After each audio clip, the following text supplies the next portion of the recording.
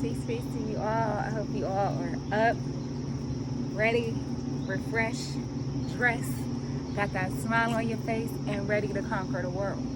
So, as I told y'all, this week is about accountability, holding yourself accountable. What are you holding yourself accountable to?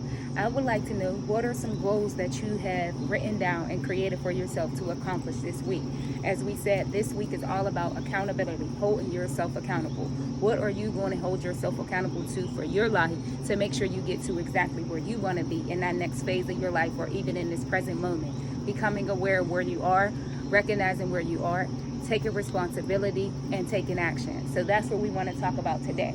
But as I laid down and I was just preparing, right? And I know that I shared some things with you all last night in regards to, just understanding that God is literally going to take care of everything. He's going to take care of everything. Even though I'm telling you in the same breath to hold yourself accountable. When I say hold yourself accountable, because listen, faith without work is just dead, right? So you got to hold yourself accountable to a certain standard, especially if you're holding God to a certain standard. So you expect something from God and God expects something from you. It's an even exchange. That's how it goes. But let me tell you something. He's always going to show up even when you don't have nothing to give. You just need to know how to connect. You need to know how to talk. And you need to know how to speak and pray and connect with God. So today when I woke up, I had something on my mind literally, and it was ego versus reality. Ego versus reality, to the point I had to write it. And I literally had to just go and check out what is going on. Why are you putting on my heart ego versus reality? I think because a lot of times most of us get caught up in the ego of our personality instead of literally reality of actually where we are and what we are experiencing in that moment. Now, ego could be a good and a bad thing depending on, like I said, how you're using it in your life. Now, we know there's a lot of people who use their ego as arrogant, cocky, ignorance, and just a lack of understanding of who they are. And then there are people who use their ego to their advantage when they use it for self-esteem, self-importance, and self-awareness of just who you are and capitalizing on your strengths, your greatnesses, and your ability to get what you want and who you truly believe that you are. So in this right here, and as I look over this, because my notes are right here, so don't mind me, all right? I just want to go in and just give you the definition of ego. And ego is a person's sense of self-esteem or self-importance, right? So as I said before, ego could be something for your good and something for your bad. Now, depending how you feel about yourself, that's how you're going to use ego. Now, like I said before, if you feel confident, you're going to use ego for your good. If you don't feel too confident about yourself, you're going to use ego for your bad, meaning controlling, taking control of people, just doing things that ain't naturally your natural, authentic self. And I just want to go ahead and then give you the definition of reality, right? And reality is the world or state of things as they actually exist, as opposed to an idealistic or notional idea of them. Basically real life, right? So reality is real life. You right here in the present moment, me standing here recognizing, wow, I'm outside surrounded by trees. I'm on my balcony. I'm experiencing this moment right now, this time, speaking with you all.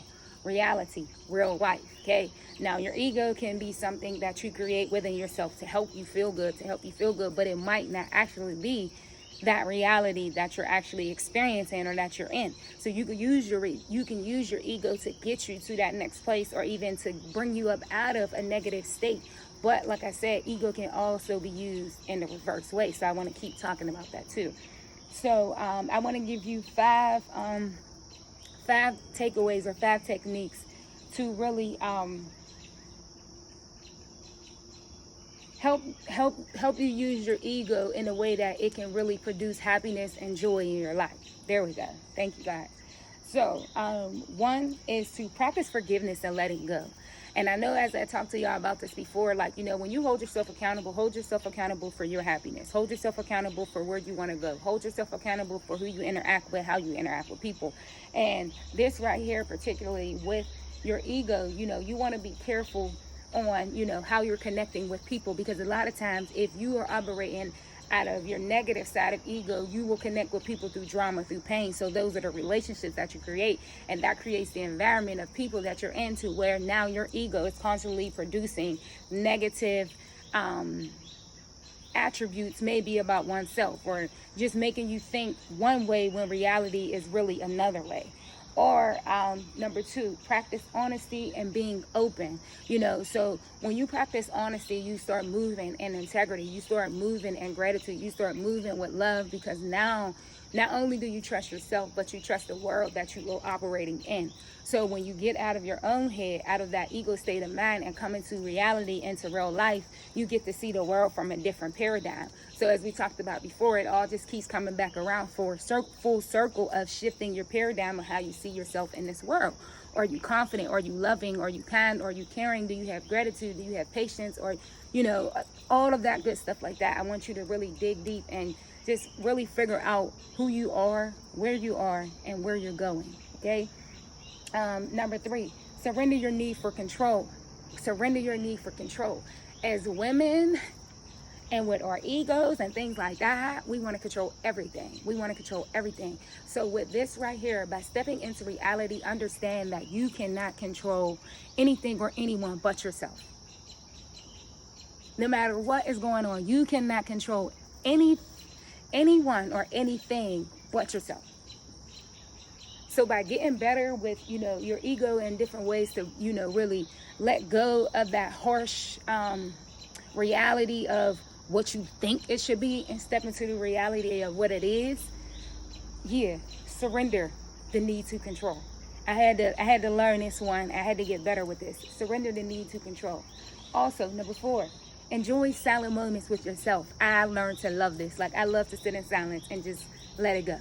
Just let everything go. And most of the times when you are in silence or isolation with self or with God, that's when some of your best ideas, some of your literally some of your most healing moments happen, is when you are literally in those silence moment with yourself or in those silence moment with God, okay?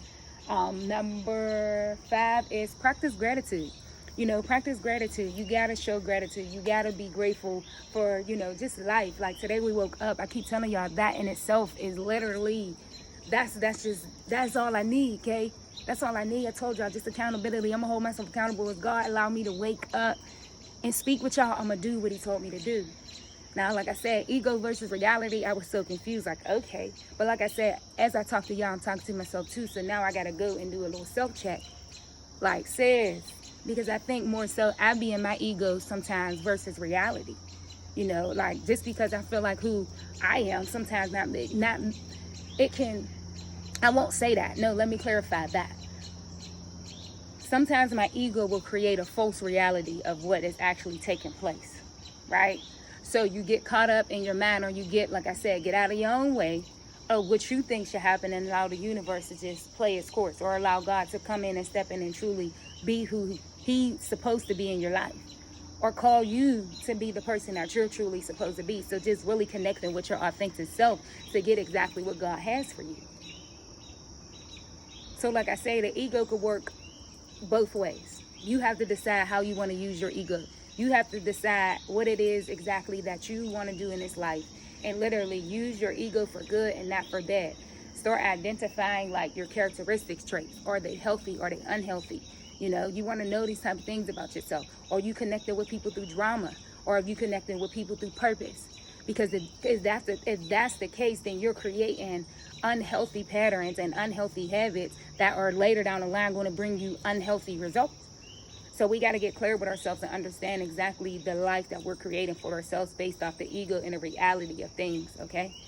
The ego and the reality of things. It's okay to have an ego if, like I said, if you're using it for your good. But if not, listen, you will create a false reality that you will wake up and be like, oh, what in the world, or where have I been? What is going on? And we don't want that. I want you to trust yourself, believe in yourself, work on yourself, tap into you, understand who you are, so that way it's easy for you to move forward in whatever it is that you're trying to do. My name is Lashawn Reed, your life coach, your mentor, your big sis, whatever it is that you need me to be to you, your empowerment speaker, your empowerment coach. Listen, life is beautiful if you see it that way. No matter where you are, no matter what you have, trust in yourself, trust in God, trust in the dream, trust in the vision. Just keep moving, just keep going. Don't stop. Don't stop. Get alone, spend some time with yourself, turn that TV off, turn everything off, silence the world out, and literally get what God has for you. Get what God has for you. Stop selling yourself short. Stop taking shortcuts just because you want to get there faster. No, patience is literally virtue. Patience, patience, patience. I love y'all, and I'll see y'all soon.